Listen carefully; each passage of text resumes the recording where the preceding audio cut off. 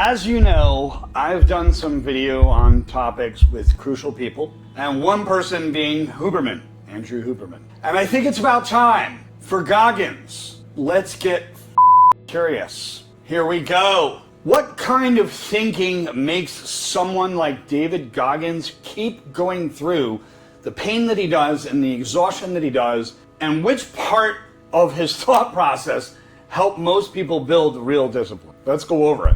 Goggins' mindset is less about hype or motivation and more about a strong way of responding to things that are uncomfortable. Let's talk about the main parts. His identity comes first. There's no doubt. He acts based on who he believes he is, which is valuable, not how he feels in the moment. He says, I'm the kind of person that gets up in the morning and does this. That's a statement of identity. Outside of tiredness and lazy and all that, he's able to change that decision. So instead of asking the idea of, do I feel like doing this? He doesn't do that. He asks, what does my standard require right now? And that's powerful. He understands his identity. Being uncomfortable is a normal thing to this man. Most people treat discomfort as a reason to stop. He eats it like candy. I love that about him. It's part of his training, part of his growth, part of his mindset. It's something that's expected. It's not alarming. It's not troublesome. He keeps going. He trains hard in situations on purpose. He doesn't wait for things to get hard. He creates hard. Long runs, intense workouts, repetitive effort when he's already tired, and he keeps going. And this is how he builds tolerance. His window of tolerance increases with every workout, with every cardiovascular run. He challenges the excuses immediately. That's another powerful thing about him. When his mind says stop, he doesn't negotiate. He doesn't get into an inner civil war in his head. That doesn't happen. Excuses are treated like bullshit, and action is going the one direction that he wants to go. And he's built a system that allows him to go forward without any bullshit escape routes. His rules are stronger than his feelings, and his actions are literally guided by the rules that he has internally, and it feeds his identity even stronger. I'm tired, I'm still gonna keep going. I'm uncomfortable, I'm still gonna continue. I'm bored, I'm still gonna finish. The feelings are there, but they don't get the final say. You have to understand that about him. So when we look at the evidence is the best part about it, because action creates evidence. And the kind of mindset leads to very high endurance over long periods of time. Look at all the running he does.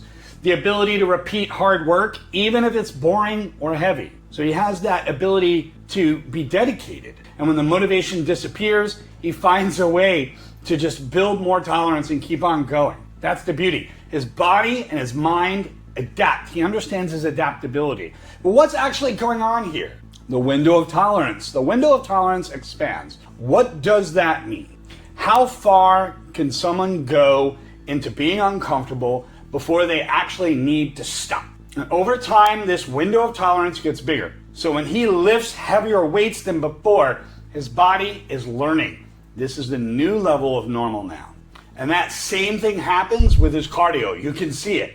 Longer runs. They used to feel extreme, but now they're manageable. But here's the bigger question. When someone repeatedly is pushing past that window of tolerance, when they start pushing past their limit, it no longer feels like a limit at all. That's the window of tolerance expanding, and it expands through repeated effort. He knows that action creates evidence. But there are the downsides. Let's talk about it. Let's be real. Sometimes pushing too far on the body can cause injury. We already know that. Someone who's overworked or injury. Recovery is required, and it's an important aspect of it. So that same mindset that builds his strength is the same aspect that maybe strains himself, but he gives himself that recovery when he actually needs it. Now, if we look at this entire mindset, why does it work so well? Well, it's less internal debate that people go through. You don't waste your time deciding if you feel like it in the morning. It's faster execution. That's what he does. The action becomes automatic, and action creates evidence, which is updating his identity all the time.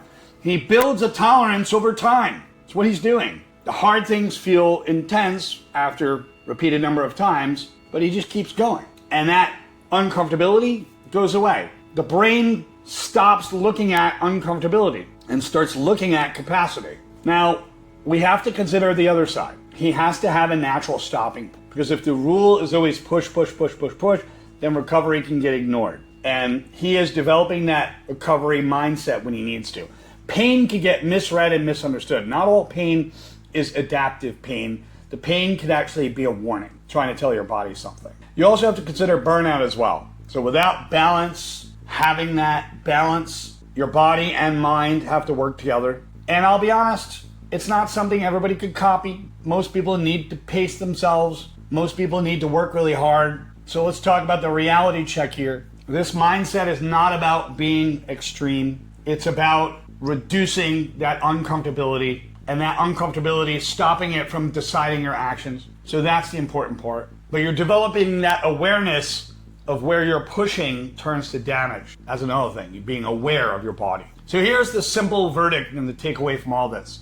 The useful part about this. It's action-based identity. It's not mood. He doesn't let uncomfortability stop it. He builds his tolerance. His window of tolerance gets built.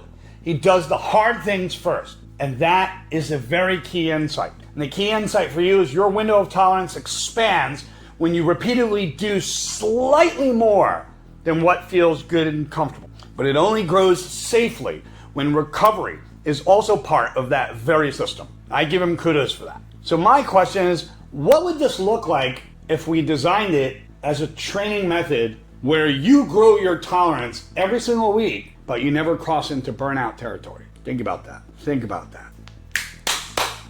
Don't forget to like, subscribe, and share. This is the Voices of Victory. Check out my podcast on Podbean. Download my application on Roku. And let's get curious.